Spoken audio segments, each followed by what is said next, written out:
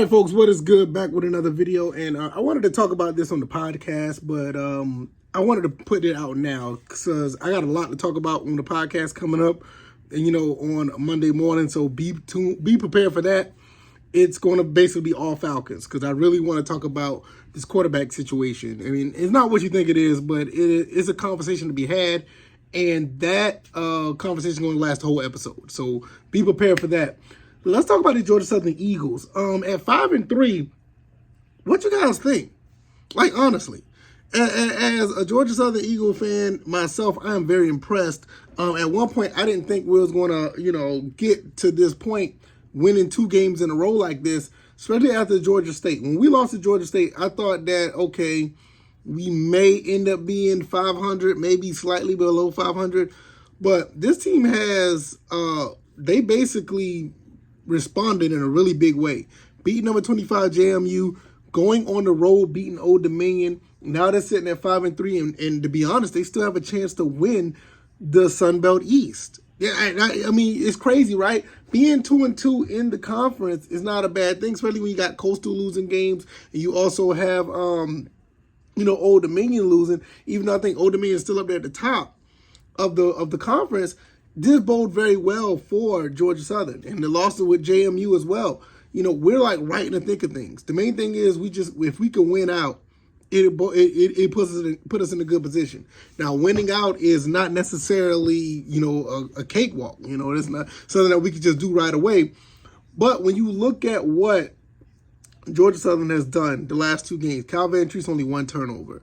You see what the defense have done. Haven't given up as many rushing yards as they've done in the past. The tackling hasn't gotten better, but I will say the tackling has been effective when needed. There are times we got teams off the field because of good open field tackles. The running game showed a really good presence, a big presence in the ODU game. I mean, we had guys running all over the place. I think Jalen White had over 130 yards. You also had Gerald Green with 91 yards or something like that. You just had a really good outset of production from pretty much everybody. We didn't turn the ball over. And the thing is, if we don't turn the ball over in most of these games, we're going to win them. And the way that we won this game recently was it was basically a testament to how versatile this team is. We all talk about the passing. Cal Ventry threw for 578. He threw for 310. He throws for 4 or 5 touchdowns. And you turn right back around and run the ball the way they did, and Cal Ventry's had under 200 yards passing.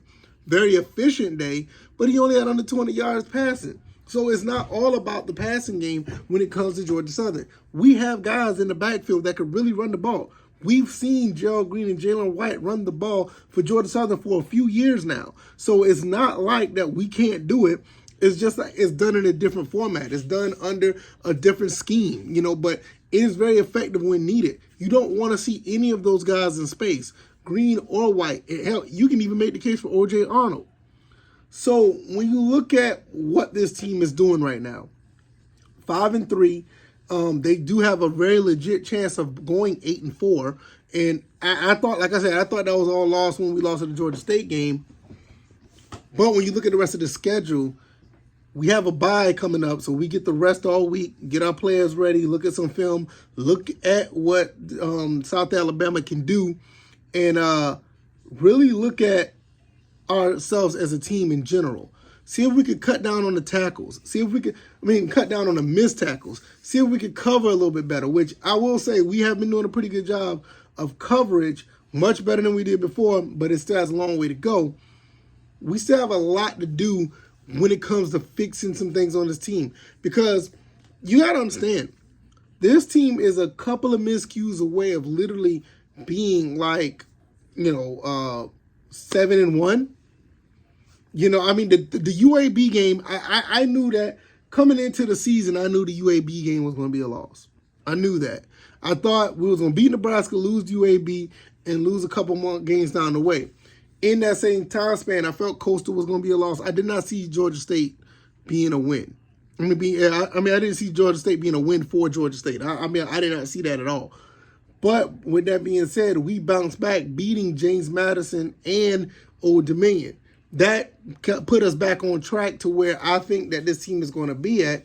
And like I said, when we can prepare for South Alabama, then you got Louisiana, Marshall, and Appalachian State. You look at all four of these teams, you would be crazy to think that South Alabama is the biggest threat.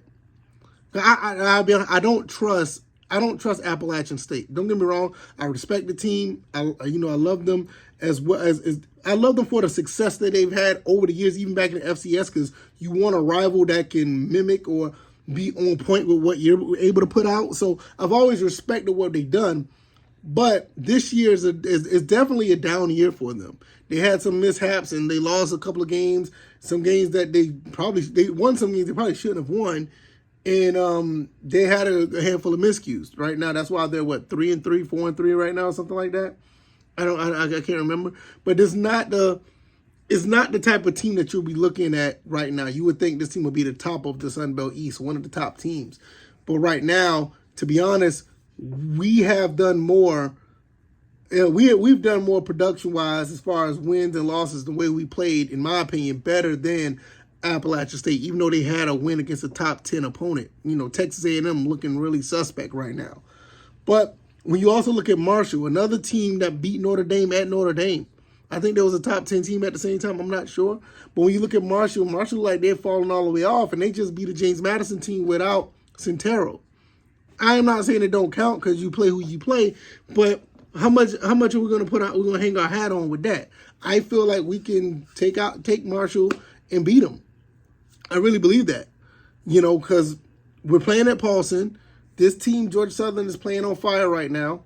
In my opinion, I think they're 2 in a row. We're on fire based on the Sun Belt Conference. Then you look at what Louisiana is. Now, that could be a game that we could lose. I ain't be honest. I mean, that we're on the road. Louisiana is a decent opponent. I'm not going to put it past us to say, "Oh, we got this. We're good." No, I don't. I'm not going to say that at all. I'm gonna be under the impression that we need to play them as tough as we play anybody else. So with that being said, we need to go ahead and be on point wherever we go and whoever we play. So with South Alabama is going to be the next test. It's a good thing that we're on a bye, so we get a chance to really make some adjustments, make some things down, or get some things down pat, and get our team a little bit more focused. And when you look at Louisiana, Marshall, and Appalachian State, all four of these games that are left are absolutely winnable. So I feel really good right now the way this team is playing.